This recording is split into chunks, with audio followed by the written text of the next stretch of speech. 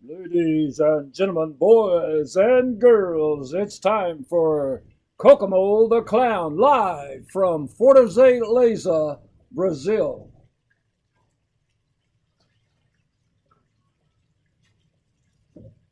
Hi, I'm back again. You didn't know I was going to be back, did you? Well, I'm back. I'm back in more ways than one, and it's good to be here. Well, no, I'm not in Brazil. This is just the costume that I always wore when our church was on mission in Brazil. We built 10 churches down there over about a 15 or 16 year span, and Kokomo got to go on all but one of those.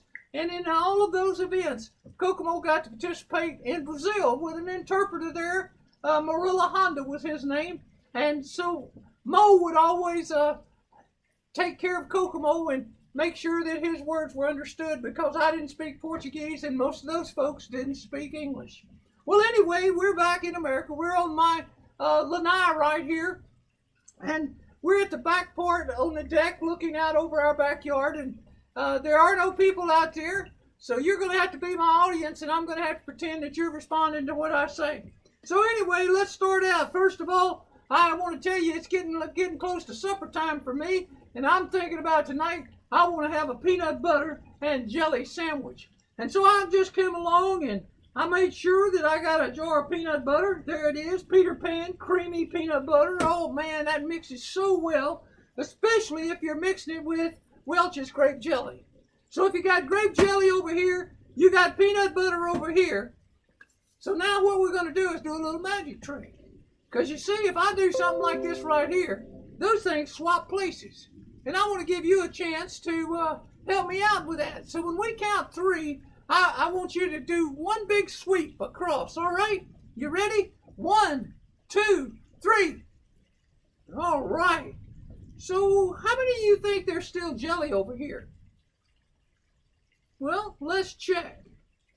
Peanut butter over here. How about peanut butter over here? Yep, peanut butter over there. Well, it must have been peanut butter over here. No, it was jelly over there. Anyway, we didn't do it right. Let's try again. On the count of three, let's do it 3 times this time. You ready? 1, 2, 3. 1, 2, 3. All right, now this time we're hoping that peanut butter's over here and we're hoping that jelly's over here, right? All right, let's check that jelly out first. Yep, jelly's right there. Sure is. Well, let's check over here. Let's see if the peanut butter made it over there. Yep, the peanut butter made it over there. All right, so I want to make sure that we know which one is. The jelly's over here, the peanut butter's over here, right? Okay, well, let's get us out some jelly to put on our bread. Nope, that is not jelly, that's peanut butter. Well, let's get us out some peanut butter to put on our bread. Oh, that's jelly. I thought they were the other way around. I thought there was really jelly over here and peanut butter over here, when actually there was peanut butter over here and jelly over here. What can you say? Thank you for helping the Kokomo out with that trick. Let me get these out of the way, and we'll see. I'll just set them right over here on the side table. And in fact, I'll set them over here on the side table, and if we're going to have some peanut butter and jelly, we're going to also need something to drink, so I brought along a Coke. There you go. I've had this Coke for a long time. You can tell it's only cost 19 cents.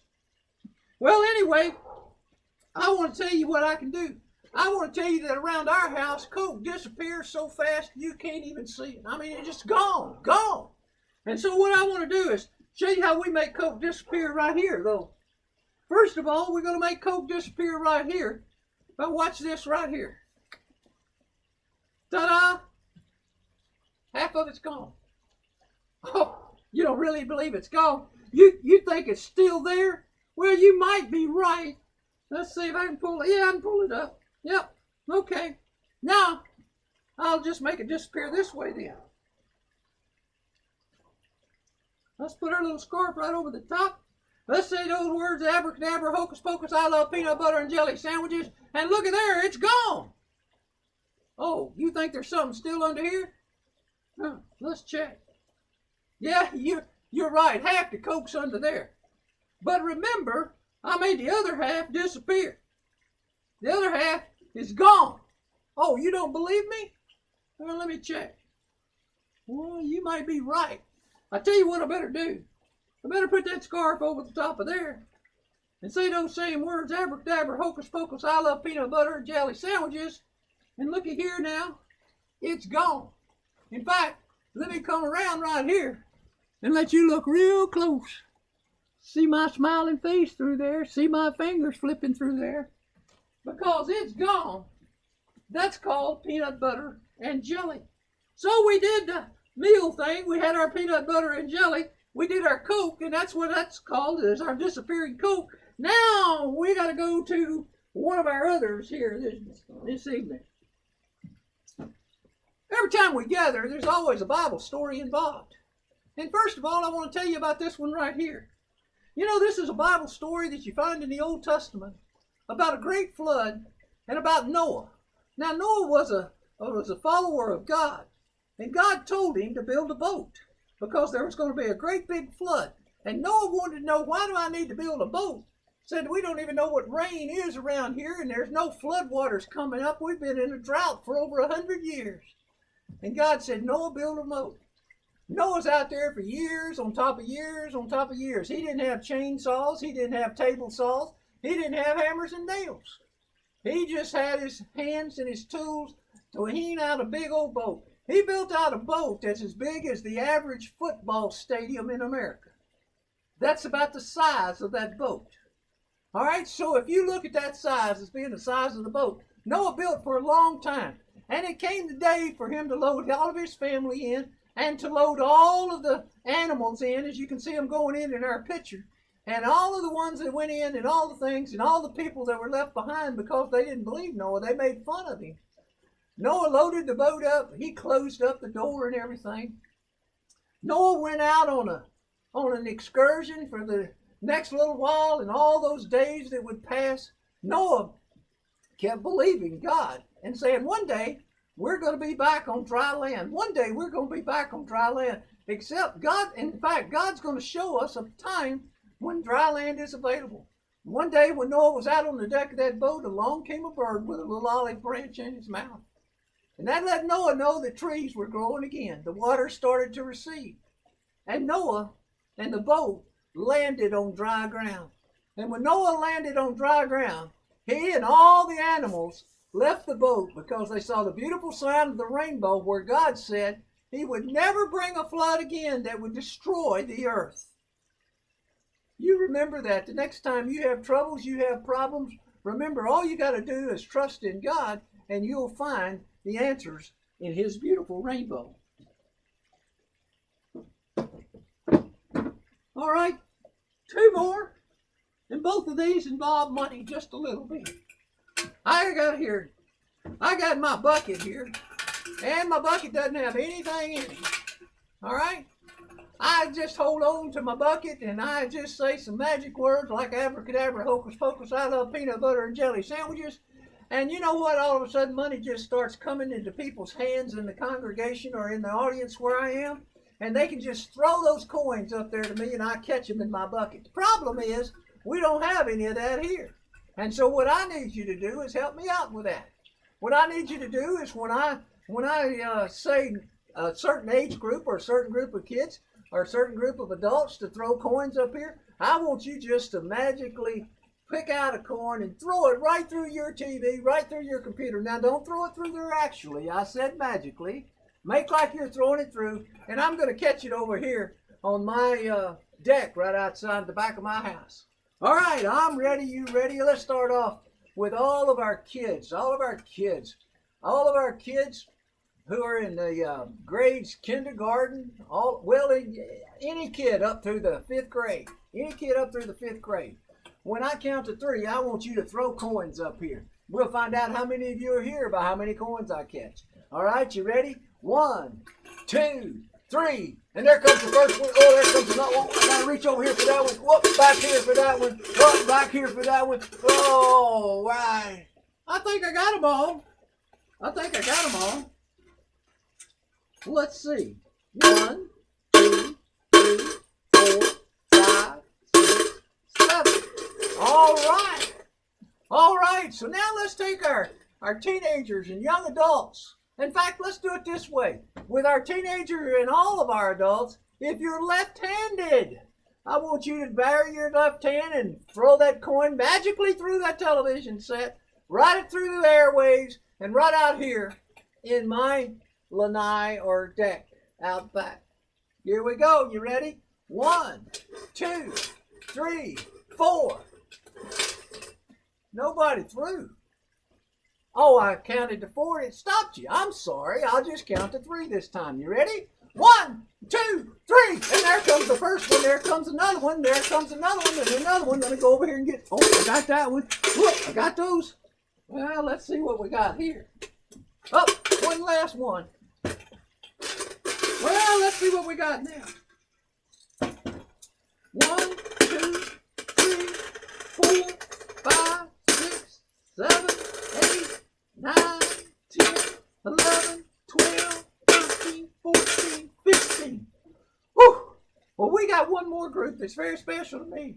That's our senior adults. You know, I teach them in Bible study. And I love those folks. They're very gracious and they're very kind to me. And so I tell you what I want to do. I'd like for you to help Kokomo fill up the rest of the bucket. Let's see if we can get some of those senior adults to rear back as best they can, to give it their best shot, and fire them up here right now. You ready? 1, 2, 3. There's 1, there's 2, there's 3, there's 4, there's 5, 6, 7. I think there's one more coming. I know you can't throw it very far, but go ahead. Give it a shot. Oh, good job. Good job. Well, let's see what we got in there.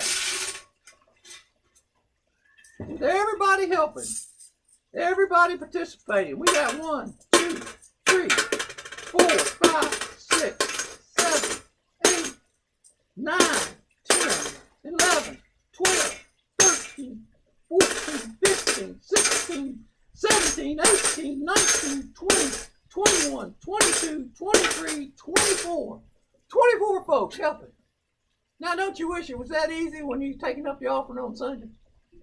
Yeah, absolutely. Just let them sling it up there and you catch it all, and then more than filled up the bucket. Well, in fact, what I want to do right now is one last illusion. This is an illusion of my, I'll tell you what. Let's do this right here. I'm going to get rid of those coins. I'm going to turn this over and set my wallet right up there. This is my wallet. It's a very special wallet. You know, a long time ago, I went to a magic show. It was at the circus. And the magician, after the circus, I got to go backstage and see him.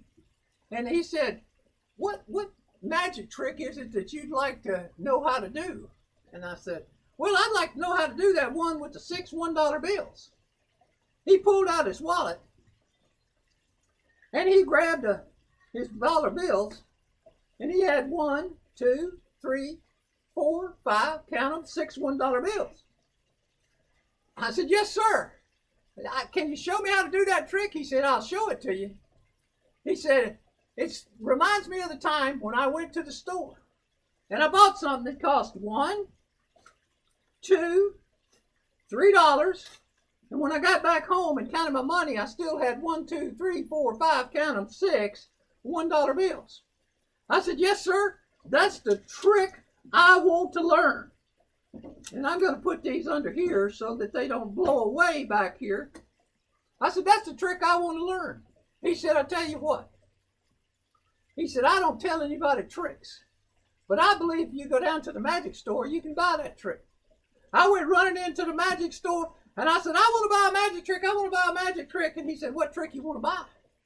I said, I don't know what it is. I don't know what it's called. But it's where you got 1, 2, 3, 4, 5, 6 $1 bills. And you go to the store and you buy something that costs 1, 2, $3. And you get back home and count your money. You got 1, 2, 3, 4, 5, count them, 6 $1 bills. Guy behind the register, he reached in his register and pulled out some money, and he said, you talking about where you got 1, 2, 3 $1 bills, and you get back home and count your money, you got 1, 2, 3, 4, 5, 6 $1 bills? I said, yes, sir, that's the one I want to know how to do. Well, you know what? He I just took those dollar bills and put them right here with the rest of them. And so then he said, well, we don't have any more of that trick around. He said, little Joe Lane bought that last one last week. I said, oh man, I was crushed.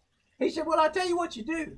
He said, if you go home and you can go down to the library and you can probably check out a book that'll tell you how to do that trick. Whew. I went running fast as I could to the library. I ran in and I said, Miss Lewis, I want to check out a book. She said, shh, you're in the library. I said, Miss Lewis, I want to check out a magic book. She said, what magic book you want to check out? And I said, I don't really know the name of it, but it's got a trick in it where if you go to the store and you buy something that costs $1, $2, $3, and you get back home and count your money, you got 1, 2, 3, 4, 5, 6 $1 bills. And she said, wait just a minute. Let me check something out. Are you talking about the trick? She pulled some money out of her cash drawer there. You talking about the trick where you got 1, 2, 3, 4, 5, 6 $1 bills, and you go to the store and you buy something that costs $1, $2, $3, and you get back home and count your money, and you still got 1, 2, 3, 4, 5, 6 $1 bills? I said, yes, ma'am. That's the one I want to know how to do. You know what she told me? She said, I don't know how to do that trick. But if you go home, and I'll put that money right back under there so it won't blow away. If you go home, your daddy can tell you how to do that trick. So I went running home as fast as I could, and I ran in the house, and I said, Daddy, I want to learn how to do a magic trick. He said, what trick is that? I said, the magic trick was 6 $1 bills. Well, he pulled out his wallet. It looked a lot like mine. He pulled out his wallet, and he said, you're talking about where you got 1, 2, 3, 4, 5, 6 $1 bills. And you go to the store, and you buy something that costs $1, $2, $3. And you get back home, and you count your bills, 1, 2, 3, 4, 5, 6 $1 bills. I said, yes, sir, Daddy, that's the trick I want to know how to do. He said, you know what, son? I don't know how to do that trick. I was crushed. He said, but you know what? Every time I practice, I sure do make a whole lot of money.